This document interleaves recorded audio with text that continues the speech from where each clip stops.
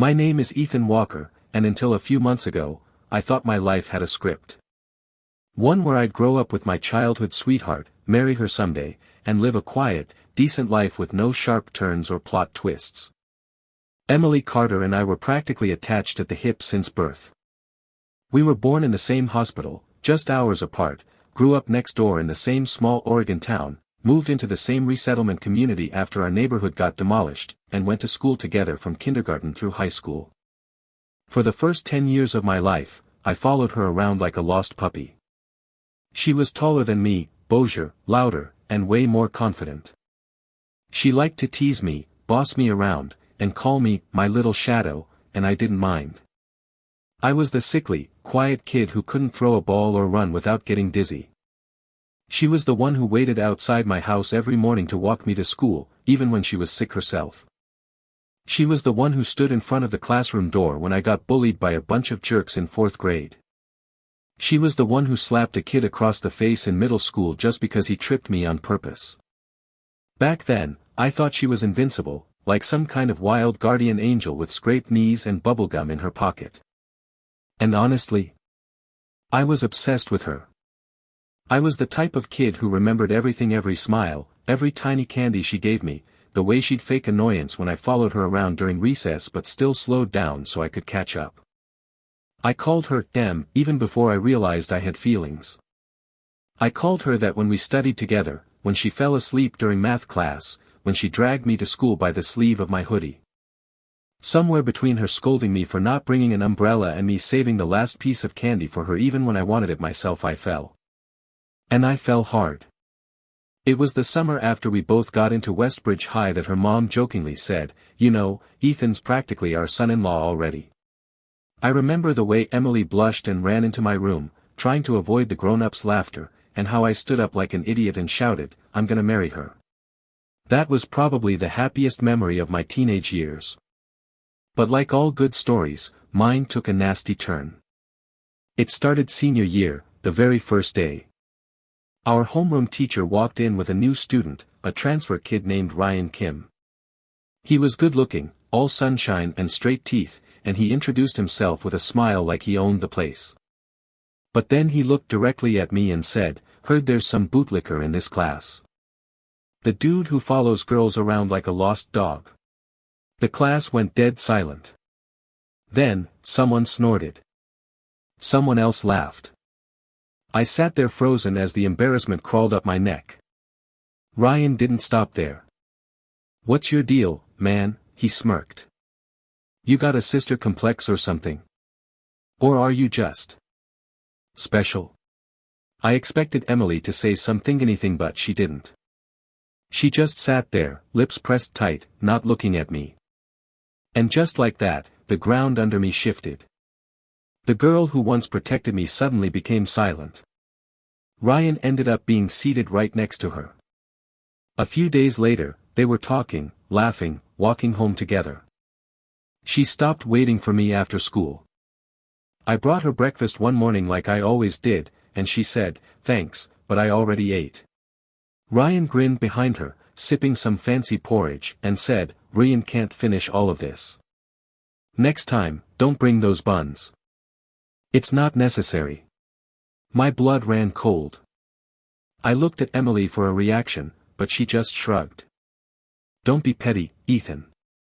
We're just trying to help you focus on studying." Petty. That word stuck with me like a thorn in my throat. The classroom went quiet after I muttered, "Sure. It's all my fault. I'm petty." But the worst part wasn't her words, it was the look she gave me. Like I was the one making a scene.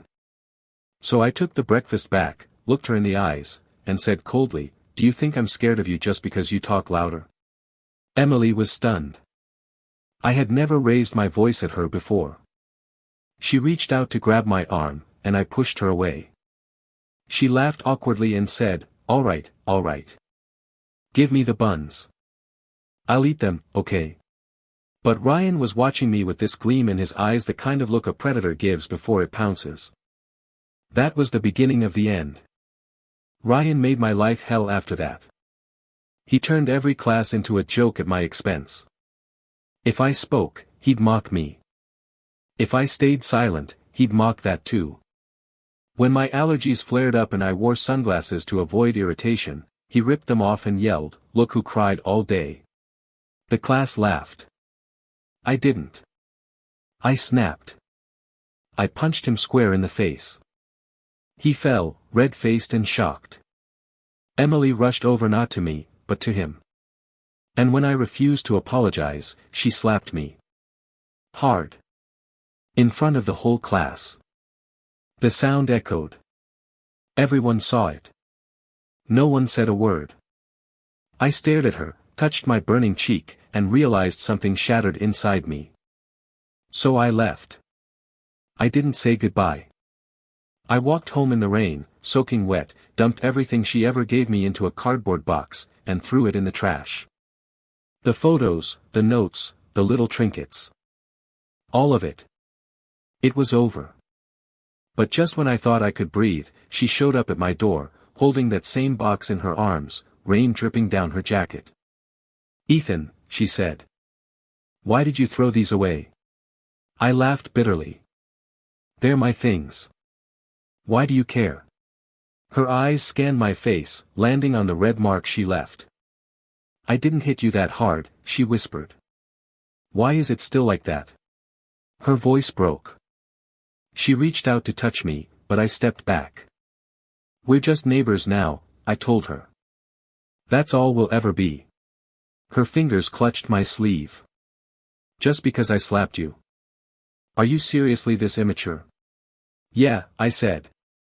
"Call it whatever you want. We're done, Emily." She stared at me like she didn't recognize me anymore. Then she laughed, bitter and sharp. "Fine. Just don't come crawling back when you regret this." And then she walked away. But she wasn't done yet. The next morning, she showed up at school holding hands with Ryan. They handed out candy and milk tea to everyone in the class like it was Valentine's Day, smiling like they were royalty. I kept my head down. I didn't care anymore. At least, that's what I told myself. But when she stopped talking to me, when she laughed at Ryan's jokes, when she walked past me like I didn't exist, something in me broke for real. And that's when Olivia you showed up. I wasn't expecting Olivia you to step into my life like a plot twist written by someone who finally decided I deserved a break. She wasn't just some random girl who happened to show up. Olivia was a former star of Westbridge High, a year older than us, a former captain of the girls' volleyball team, the kind of girl everyone had a secret crush on but never had the guts to approach. She was smart, athletic, confident in that cool, effortless way, and I had no idea why someone like her would even notice someone like me. But she did. The first time she saw me, I had just shoved Emily's hand off me and was walking away like I wasn't breaking apart inside. Olivia came out of nowhere, her eyes sharp and her voice even sharper. "Hey, classmate. Is that how you treat people now?" I looked up and saw her standing there, arms crossed, staring down Emily like she'd just watched her slap a puppy. I froze. You're Olivia you," I blurted out. She smiled and winked at me like we were old friends. Then, without hesitation, she hooked her arm around mine and said, "Come on, let's go before this turns into a school play." I didn't even know what was happening, but I let her pull me away, her grip warm and steady. Behind us, Emily's face turned pale. I heard her calling my name, but I didn't stop. I didn't look back. From that moment on, Olivia and I just kept running into each other. At first, I thought it was coincidence. Then I realized it wasn't. She was always around, dropping by the infirmary when I was there for hypoglycemia, sitting next to me during lunch breaks, showing up with random snacks I liked, chatting about everything from college prep to her old volleyball days. She had a knee injury that kept her from playing anymore, but she never talked about it like a tragedy. She laughed through it, brushed it off like it was just a small chapter in her story. And maybe that's what drew me to her, the way she made pain look survivable. While Emily was pretending I didn't exist and Ryan was gloating in my direction every other period, Olivia sat beside me and asked if I wanted the last gummy bear in the bag. The rumors started fast. You can't just hang out with someone like Olivia you without people talking. Some said we were dating, others said I was her charity case. I ignored it. I was used to people talking. But what I wasn't used to was feeling seen. One day, as I sat next to Olivia during a break, she looked at me with those sharp eyes and said, "Ethan, I think we could be more than friends. What do you think?" I blinked. I don't think I'm ready for that." She didn't get upset. She just grinned and said, "That's okay. I've got time." And from that moment, she never stopped showing up. She was there with milk tea when I looked tired. She brought candies to class and casually handed me my favorite. She chatted with my friends, helped me review for finals, even walked with me when I stayed late at school. I didn't realize how much I needed her until she became the only person I actually looked forward to seeing. Meanwhile, Emily and Ryan had officially become the class couple. Public displays of affection, inside jokes, sharing lunch, passing notes, full high school romance. But I noticed things. Like how Emily stopped laughing as loudly. How she always looked tired. How her friends, the ones who used to hang on her every word, suddenly weren't around as much. I kept my distance. I didn't care. Or at least, I told myself I didn't. Until one day, she cornered me by the lockers and asked, "Did you hit Ryan again?" I blinked. "What?" "He didn't show up today," she said coldly. "He said he got into a fight." "Emily, I didn't touch him," I said.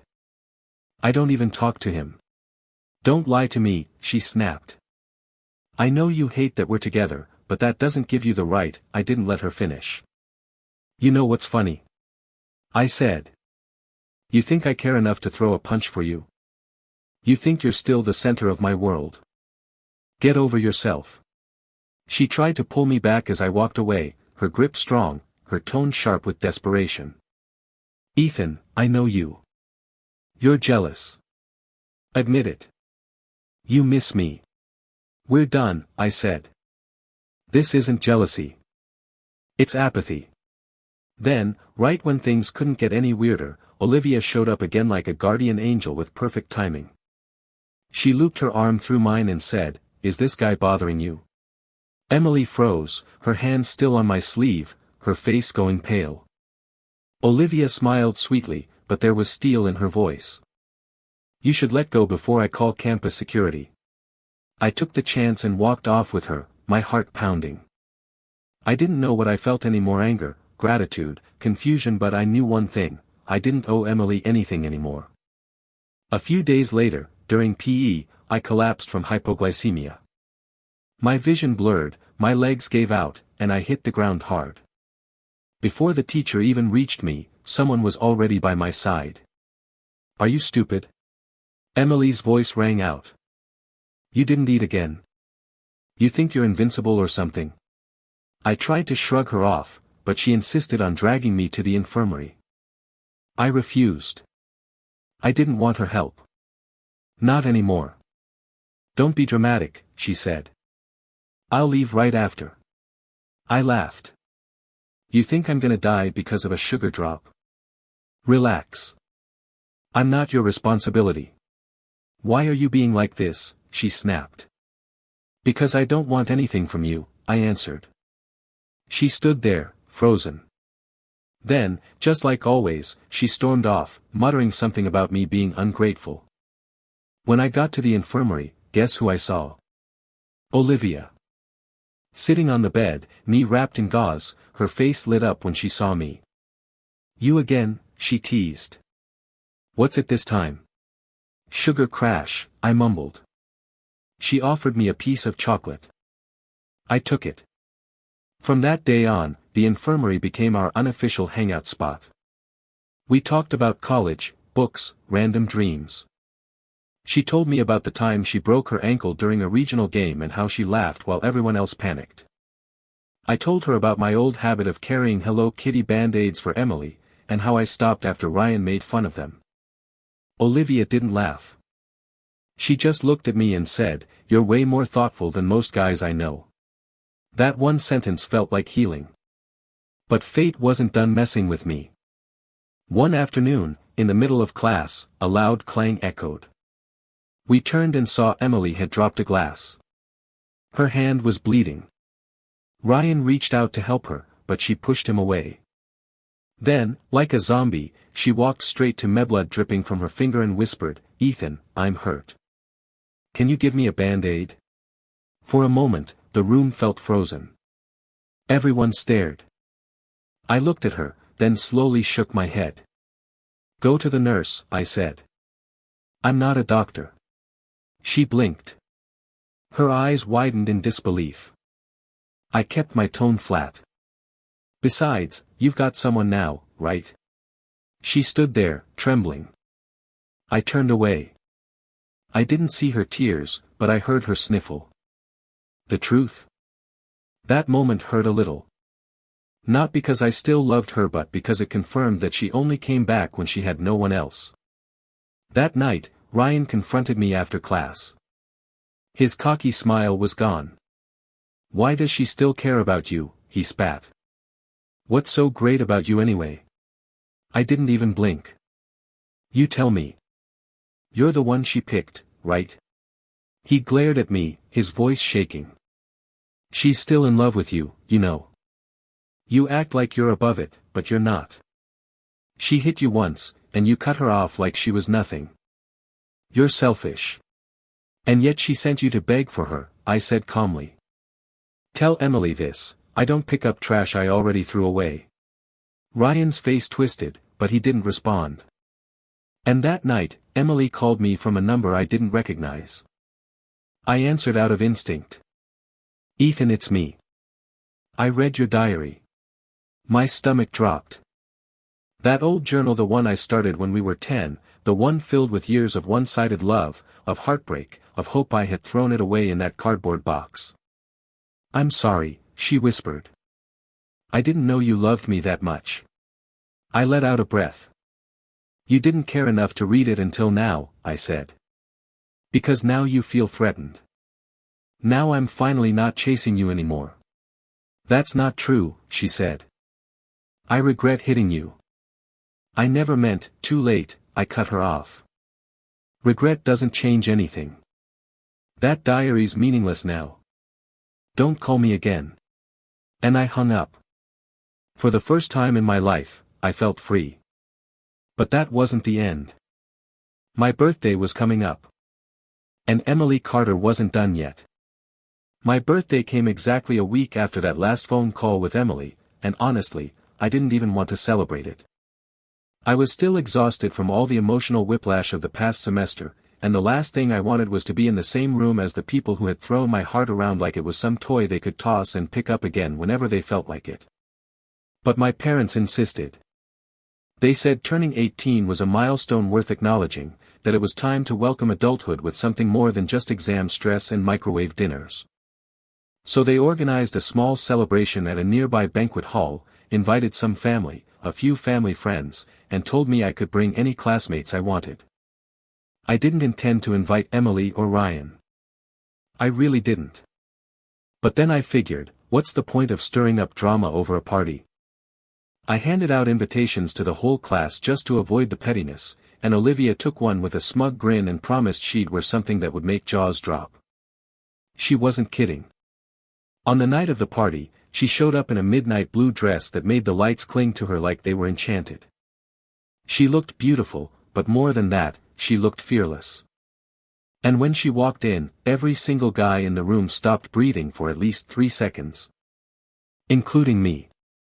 But of course, Emily and Ryan had to make their entrance too, like they were trying to remind the world they still had the main character energy. She wore a satin red dress, flawless makeup, and heels too high for a casual party, her hand looped through Ryan's arm like she was starring in a drama where she played the girl who won. He wore a white suit that looked like it belonged to a pop idol, and I swear he had his hair styled at a salon right before the event. When our eyes met across the room, Ryan immediately tightened his grip on Emily's arm like he was staking a claim, like I'd lunge across the buffet table and try to take her back. I didn't even blink. I just turned away and walked to the balcony. The wind was cool out there, and I needed a breather. Too many fake smiles, too many eyes watching to see how I'd react. I stood alone, watching the city lights shimmer in the distance, thinking maybe, just maybe, tonight could end without unnecessary drama. That hope lasted all of 5 minutes. I heard the door creak open behind me, soft footsteps approaching, and then a voice I'd memorized years ago. "Ethan," she said, and I didn't even need to turn around to know it was her. "You didn't say happy birthday." I kept staring at the skyline. "Didn't realize you were waiting to hear it from me." She came closer, stood beside me, and for a moment we just stood there in silence. Then she said something that shattered every last piece of peace I had left. "Do you remember that hot pot place we used to go to?" she asked, like we were just catching up. "Yeah," I said flatly. "Why?" "We went last week with some of Ryan's friends," she continued, almost too casually. "They were teasing me about you. Asking if you liked me. If I liked you back. You know, dumb stuff. And two might have said something." My jaw clenched, but I didn't speak. She looked away, eyes suddenly unfocused. "I said you were boring. That you'd always liked me, but I never really wanted a relationship. I was just keeping you around because it was easy." I turned to look at her, slowly. "And?" She flinched under my stare. "And Ryan laughed. Said even if you got slapped, you'd come crawling back. That you'd always be loyal as long as someone gave you a little attention. He dared me to try it. To slap you in public and see what happened." My heartbeat was a roar in my ears now. "So you did." "Ethan," she started, but I held up a hand. Don't even try to explain it away. I heard everything I needed." Her voice trembled. "It was just a joke. I didn't mean it. You just wanted to impress him," I said coldly. "You wanted to look powerful in front of a guy you barely knew. And you used me to do it. Just like always." Her eyes filled with tears, but I didn't feel bad anymore. Not even a little. "You said talking behind someone's back was wrong, right?" I asked, my voice steady. "What you did wasn't just wrong. It was pathetic." "Ethan, I know I messed up," she said. "But I didn't think it would hurt you this much." "That's the problem," I said. "You never thought at all." She reached out for me, and I took a step back. "I know you liked me," I said. "You liked the idea of being liked. But when someone actually gave you their heart, you treated it like trash. You stomped on it for a boy with a better smile and a louder voice." She broke then. Fully. Tears streamed down her face. "Don't you love me anymore?" she asked, her voice barely above a whisper. I looked her straight in the eye and said the coldest truth I'd ever spoken. "I haven't loved you in a long time. I used to think I did. But now, when I look at you, all I feel is pain. And I don't want to carry that anymore." She gasped like I'd slapped her. "Why?" she croaked. "Because my face still hurts when I see you," I answered. She turned away, covered her mouth with both hands, and stumbled back inside. I didn't follow. I didn't care what she did next.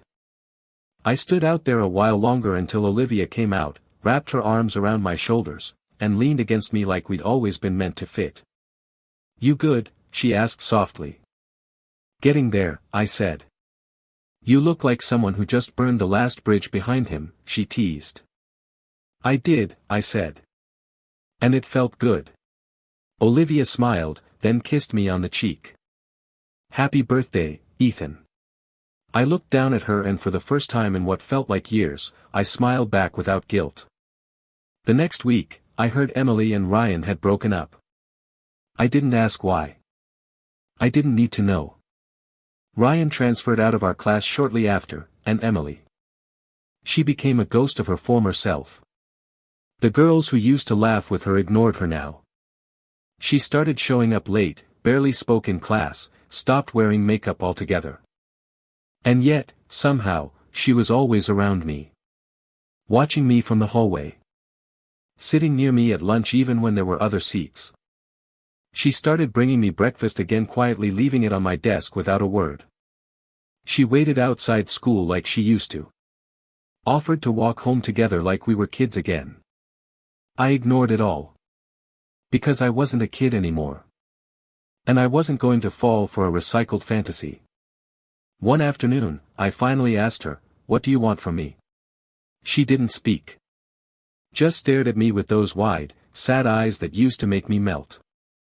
"You want things to go back to the way they were?" I asked. "We can't. We won't. It's done." She opened her mouth, then closed it again. Eventually, she whispered, "I just want to make up for what I did. I want to take care of you." "It's too late," I said. "I don't need you anymore." But no matter how many times I shut her down, she didn't leave. She clung to me like regret clings to memory, quiet and persistent. And that's when the final chapter of our story began, one I didn't see coming. Because after the college entrance exams ended, my parents told me we were moving. Overseas. Permanently. A new life. A clean slate. A second chance. And I wasn't planning to tell anyone until we were gone. Especially not her. I didn't tell anyone we were leaving, not even Olivia at first. After everything that had happened, I wanted to disappear quietly, like the final page of a book no one remembered finishing. My parents had been planning the move for a while, some opportunity overseas, my mom's hometown, a new branch of the family business, the whole fresh start speech. I didn't care about the details. I was tired. Tired of pretending I didn't care. Tired of being watched. Tired of Emily Carter leaving breakfast on my desk like nothing ever happened, like we were still 10 and I didn't know better. So on a Saturday afternoon, a week after getting my college acceptance letter, I quietly sent a message to a few close classmates, thanking them, telling them goodbye, and asking them not to make a big deal out of it. I figured Emily would hear eventually. I didn't expect her to find out the next day. Or to show up outside my house like a hurricane with messy hair and panic in her eyes. "You're moving?" she asked, completely breathless, like she'd run here. "Like really moving?" I didn't answer. I kept packing. "Ethan, talk to me," she said, voice cracking. "Are you never coming back?" I zipped my suitcase shut. "That's the plan." She stood there, stunned, like someone had just unplugged her entire world. "Why didn't you tell me?" she whispered. "Because you're the last person who deserves to know," I said. I meant every word. But she didn't leave. Not then, not the next day, not even when the movers came. I caught glimpses of her at the corner of the street, hiding behind trees, waiting across the road like a shadow that wouldn't dissolve.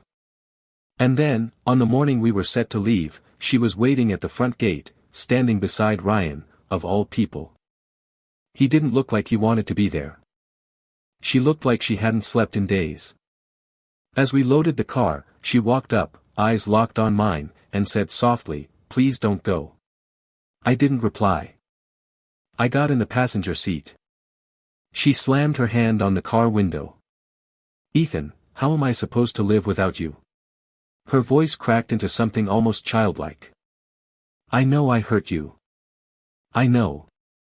But I've been trying to fix it. Haven't you seen me? Don't you see how hard I'm trying?" I looked forward, refused to meet her eyes. My dad started the engine. My mom gave me a look in the mirror that said, "Don't look back." But I did. I looked back, and I saw her running. Full speed. Hair flying, tears streaming, mouth moving but drowned by the wind. Ryan tried to hold her back, and she pushed him away. "Ethan," she screamed. "Please. Just talk to me." The car pulled away, and I watched her shrink in the rearview mirror. She tripped, fell, scraped her knee on the sidewalk, but she didn't stop. She got up, limping, still chasing.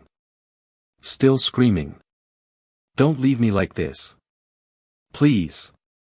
Ethan, I'm sorry. I'm so sorry." My heart clenched, but I didn't say a word.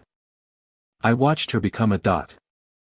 Then that dot faded into nothing. And just like that, I left 10 years of memories behind. The next few weeks were a blur of new streets, new weather, new routines. Olivia and I kept in touch, and eventually, she transferred to the same university I got into. It was easy with her. Peaceful. Like I didn't have to be anyone but myself. She didn't try to fix me. She didn't ask for more than I could give. And that, more than anything, made me realize she was everything Emily never was. But the past doesn't die that easily. Because even halfway across the world, the mail kept coming. Every year, on my birthday, a package would show up. Always anonymous. Always from the same Oregon zip code. Inside, a little wrapped box, sometimes a handmade gift, sometimes a photo, sometimes a book we used to read together as kids. And one year it was the diary. The one I thought she'd thrown away. The one filled with everything I ever felt. She'd taped a note inside it, short and messy, "I'm sorry. I was too late." But I never stopped caring. I returned every single gift. Cash on delivery. I told the courier to mark them all as unwanted. It was cruel, maybe. But it was necessary. I wasn't going to give her hope where there was none left. I posted photos of Olivia and me on social media when we finally got together officially. I didn't do it to brag. I did it because it was time. Because Olivia deserved to be seen. To be acknowledged. That year, the package didn't come. No letter. No trinket. Nothing. And that's when I knew it was finally over. But some nights, I still think about that moment at the gate. Her face, twisted in desperation, begging me not to go. I think about how many times I would have given the world to hear her say she was sorry. And how, when she finally did, it meant nothing. Because time doesn't rewind. Because pain doesn't unhappen. Because love, when it dies, leaves behind a scar you learn to carry like a medal for surviving. That was the last chapter for us.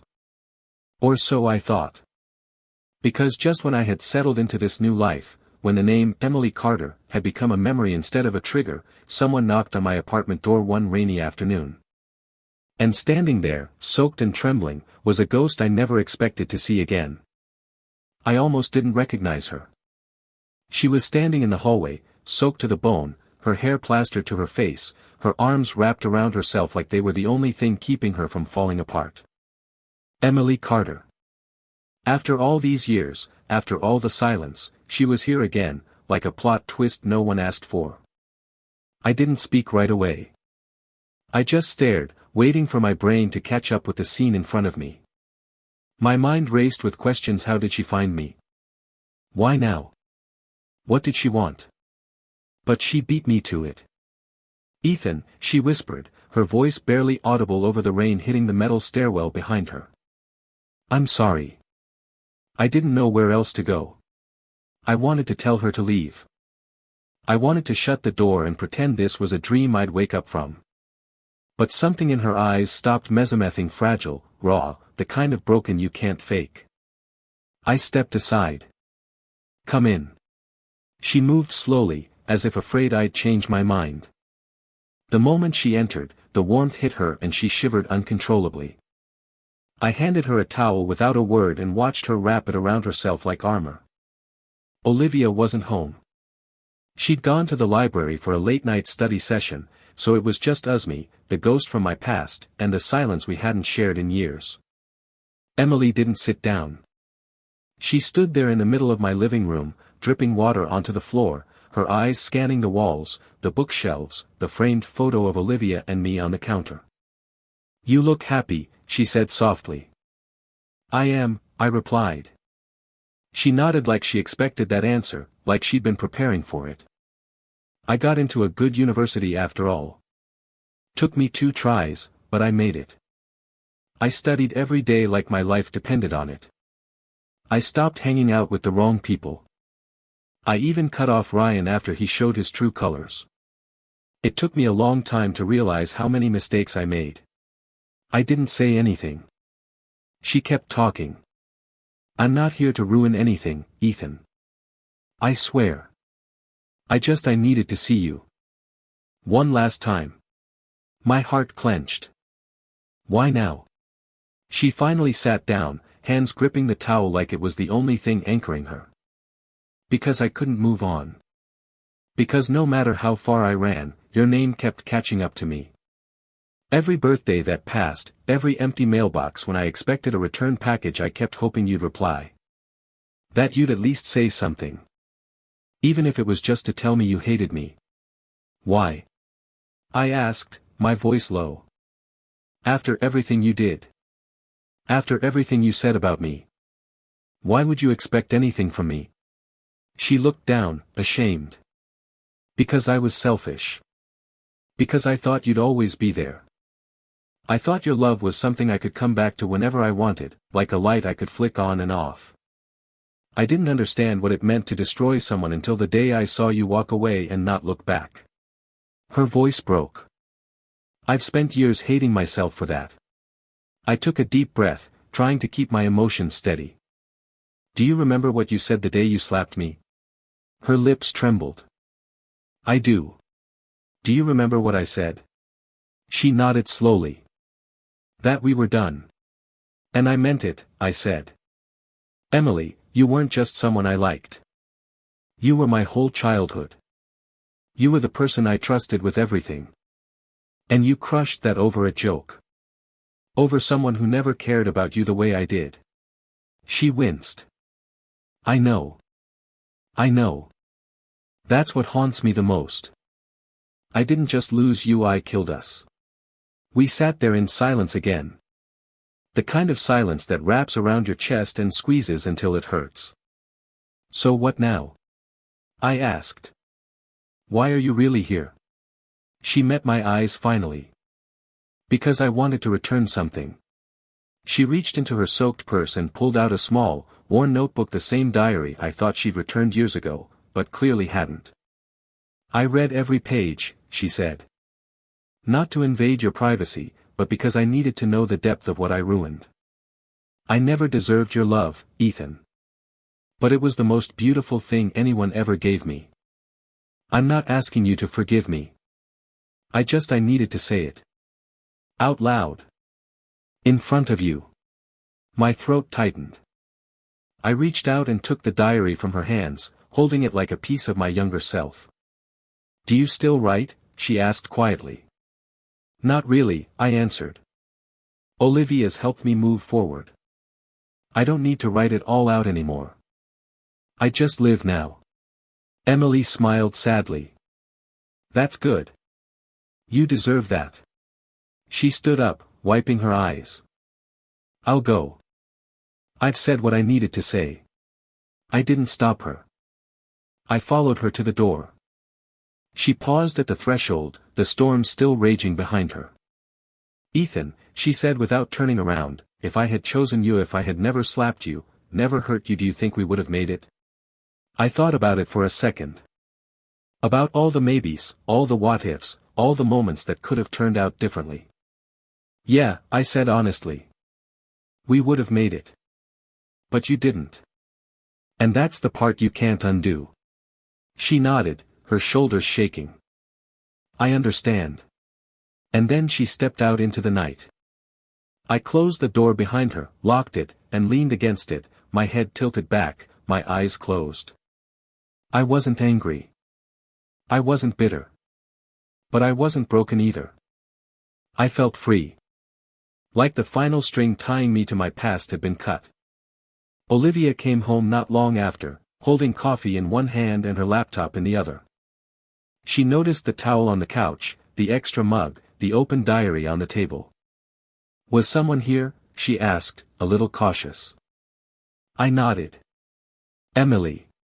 Her eyebrows lifted. Really? Yeah, I said.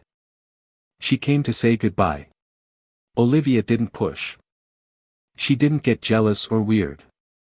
She just walked over, kissed me on the forehead, and said, "And how do you feel?" I looked at Herat, the girl who saw me when I was invisible to the one I thought would never leave, and smiled. I feel ready. Olivia grinned. Good. Because we've got a lot of living to do. And she was right. That night, I slept without dreams. For the first time in years, I didn't wake up thinking about Emily Carter. I didn't wake up aching for something lost. I woke up thinking about everything ahead of me. Because when you finally let go of the person who buried you in your own memories, that's when you start breathing again. That's when life actually begins. Years passed faster than I thought they would. It's weird how time doesn't ask for permission, it just sweeps through your life, dragging you from one version of yourself to the next until you wake up one day and barely recognize the boy who used to cry over a girl who couldn't even look him in the eyes when it mattered. I graduated college with a double major in computer science and psychology. Kind of ironic, considering how little I used to understand my own feelings. Olivia and I moved into a quiet apartment near the city, nothing flashy but filled with warmth and late-night takeout and bad Netflix documentaries we pretended to enjoy for each other's sake. She got into grad school, started pursuing sports therapy, and somewhere in between all the chaos, she still found time to support me in ways I didn't even know I needed. Some nights, when she was studying on the couch, I'd just stare at her half in disbelief, half in peace. How did I get here? How did I get so lucky? But it wasn't just luck. It was survival. It was choosing the right person after letting go of the wrong one. I never heard from Emily Carter again after that night she showed up at my door. No texts. No emails. No packages on my birthday. She vanished from my life the way a storm eventually fades into the horizon, leaving behind cracked sidewalks and a sky that's finally calm. But occasionally, her name would pop up. Through old classmates. Through mutual friends who didn't realize I stopped caring. I heard she finished college and moved back to Oregon. That she took a gap year to volunteer at a literacy program. That she'd started working at a community center. That she never dated again. That she'd show up at alumni events but kept her distance. Some said she changed completely. Grew quiet. Mellow. Like someone who'd been through a fire and was still nursing the burns. I didn't ask for details. I didn't need closure, I already had it. I just hoped she was okay, that she found whatever version of herself could finally breathe without guilt. Because as much as she broke me back then, I don't hate her now. That's the strange thing about time. It doesn't erase pain, but it dulls it into something manageable. Into a lesson. Into a scar you can live with. One that only aches when it rains. I still keep that diary. Not because I'm holding on, but because it reminds me of how far I've come. Of the boy who once thought love meant sacrificing everything, even your self-worth. And of the man who learned the hard way that love, real love, doesn't require you to bleed just to be seen. One summer, Olivia and I went back to Oregon to visit my parents. They'd retired by then, moved into a smaller house surrounded by pine trees and silence. We stayed for a week, spent time at the lake, grilled dinner on the porch, and fell asleep under a ceiling full of stars. On our last night there, I took a solo walk through the old neighborhood. Past the playground where I scraped my knees chasing Emily in 3rd grade. Past the school gate where I once watched her walk away holding Ryan's hand. Past the trash can where I threw away a box full of memories that felt like the end of the world at 17. And then, like some scripted scene, I saw her. Across the street. Emily. Sitting alone on the swings, staring up at the sky. For a second, I thought about walking over. Just to say hi. Just to prove to myself that the past had no hold on me. But I didn't. Not because I was afraid. But because I didn't need to. I turned around and walked away with a steady heart.